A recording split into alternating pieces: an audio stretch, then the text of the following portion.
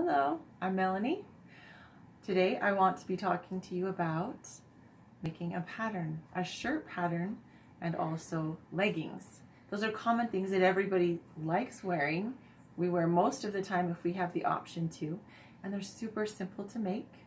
We're going to talk about how to measure and create the pattern today. This is just interfacing that I use to create my own patterns.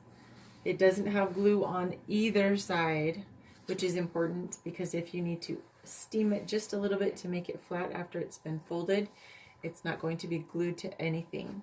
This one is pretty thick. You can also use thinner fabric, thinner interfacing, and that's fine too.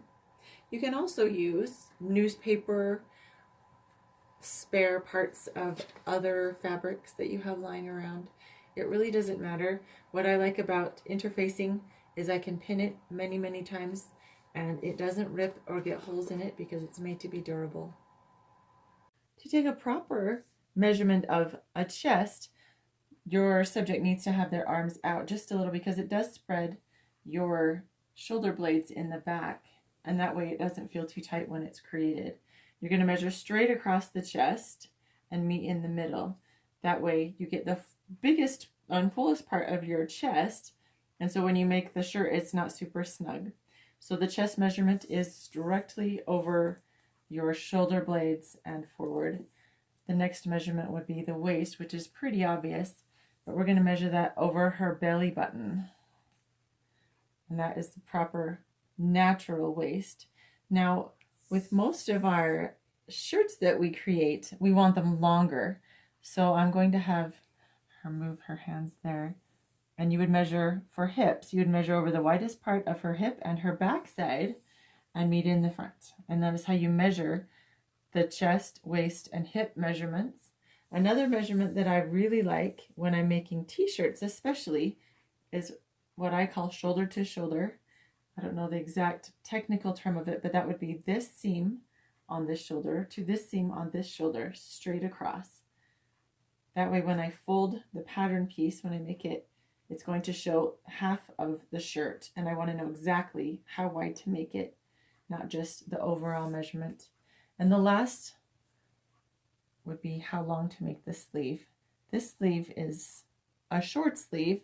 If you wanted to measure a long sleeve, you would just measure just past the wrist bones, and that's how you measure for long and short sleeved shirts. Last measurement for our pattern would be to measure from this shoulder seam right here as long as you need it. So this one goes to her hip, and so I would measure it to that length. A lot of shirts nowadays they go to the top of the pants, so a little bit past the belly button. So depending on how long you want it, that is your body length. This is how I write it, just so I go down the body, chest, waist, hips, and then sleeve, which we're just going to make a short sleeve, and shoulder to shoulder, which is 13, and then the total body length. Now we're going to go ahead and put all of these measurements into a pattern. So practical application now. So the first measurement that we're going to apply would be the length, because we want to know that we've got enough space. So the length that we want to do, the measurement is 23, but we have to also incorporate the hem at the bottom of the shirt as well as any seam allowance. So we're going to add an inch. So here's 24. And I'm going to mark the bottom at 24. I'm also going to mark the top at 24. The next seam would be the shoulder to shoulder, which we measured at 13, but then of course we need to add a seam allowance. So I'm actually going to add about 3/4 of an inch. So at this 13 3/4, I'm going to fold so I get exactly half of that amount, which would be roughly 7 inches. With that 7 inches, because we're making half of the pattern, this will be the sternum right here. This would be the shoulder. Just a little under 7 inches is our 13 3/4. So with these things marked, we know that this is going to be the shoulder seam, and this is going to be the back. the next, we're just going to start adding on numbers. The next one would be chest, so 33 for her chest. Now you can use any numbers. This is just how I put it together. Using these numbers, you add or subtract using the numbers on the child or the adult that you are measuring, and this is how we do it. So at 33 inches, because we don't want to make something skin tight unless it is a leotard for a dance, we're going to add 2 inches. So at 35 inches, or even 3 inches, 36 inches, because that way if you have a little bit of wiggle room, if you want to make it smaller later to snug it up, that's always okay. But you can't make it bigger after you've already cut it. So go a little bit bigger. So we cut it, I'm going to cut it at 36 inches. And this would be half of her body, but this pattern will be 1/4 of her body. So we're going to fold it one more time.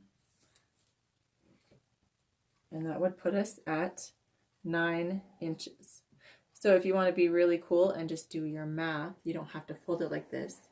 So 36 inches divided by 4, or 1/4 of her body, would be 9. So that's also an easy way to do it. So her chest would be roughly here. We're going to put a dot at 9 inches here. And her hips are 35. Now hips, you don't need to add quite as much because frankly, there's not a lot of, not as much move in the hips on a shirt. So we're going to add 2 inches instead of 3. So at 37 just divided by 4 is probably 9.5. 9, no, a little bit over 9. So let's say 9.25.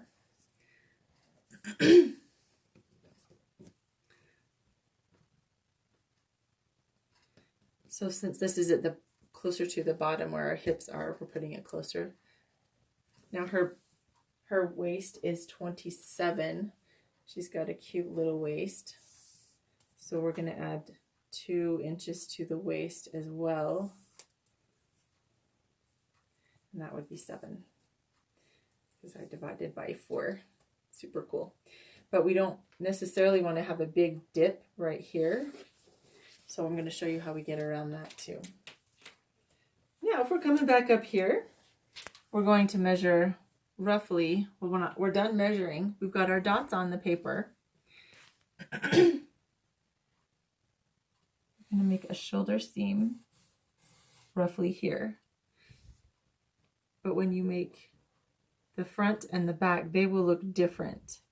I always do the back first, just a curve. Just a gentle curve. It's probably 2 inches here for the back.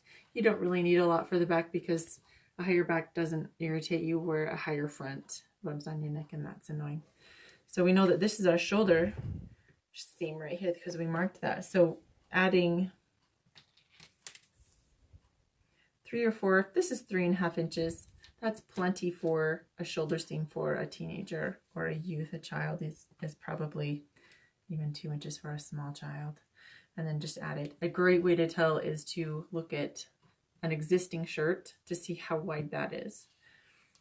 And then from here, we're going to just make, I like to measure about 8 inches. Maybe not quite 8. Let's see where we've got with this. Yeah, that's about 7.5 for a teenager. So we're going to make a gentle curve here. And then if we notice here, this is not a super great ruler, but we're going to use it. Now, if you'll notice, this is the side. That's going to make a really boxy shirt. If you like boxy shirts, go with it. If not, what we can do is just do a gentle curve right here, especially for girls. Boys like the boxy shirts. That's just a standard t-shirt, like a Hanes t-shirt. For a more fitted shirt, you do want to taper it in a little bit. For the final hem at the bottom, we're going to use a straight edge and then meet these up at the bottom.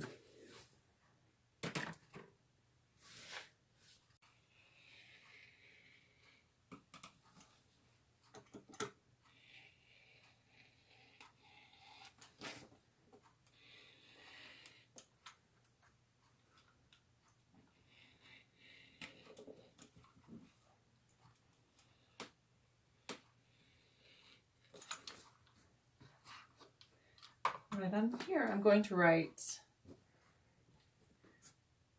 back.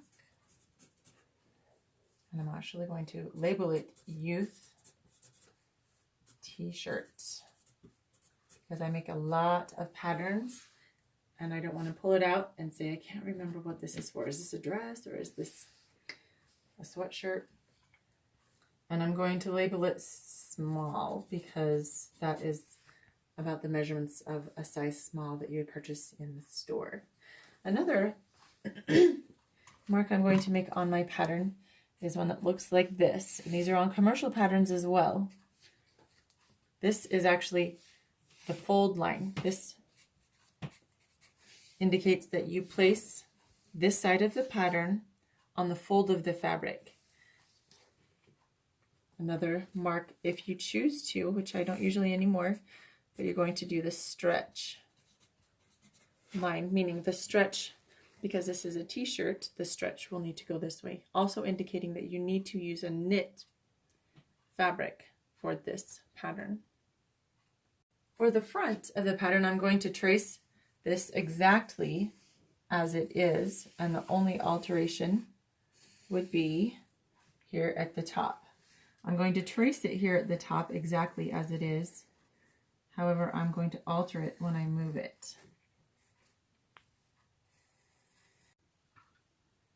For the front, most necklines, although it seems kind of drastic, but if you look at the armpit, it's just a little bit above the armpit, and that's where we want to cut it. So we're going to go down probably 3 more inches and just do a gentle line right there. And then that is the line that we will cut for the front. Now that we have the front pattern piece and the back pattern piece cut out, the last thing that we're going to need is the sleeve. So the sleeve is actually pretty easy. We're going to use the straight edge of this because that's also going to be folded. If you know the basic shape of a sleeve, it looks like this when it's not cut. So it doesn't actually sew in just like this, because then you'd have a square sleeve, which some t-shirts like the square sleeves, but like a Hanes t-shirt again. But a fitted shirt looks slightly different, so let's cover that.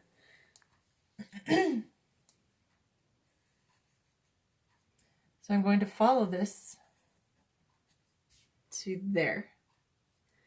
Now, maybe even a little bit less. And now I'm going to create my own curve. So I've got my curve and my anti-curve. And from here, I'm going to angle it in. So if you can see that, it actually angles. So if your armpit is here, it angles towards your arm because your armpit hole, sorry, that sounded vulgar. The armpit seam, your arm is not this big. Your arm would be smaller. So we're angling it.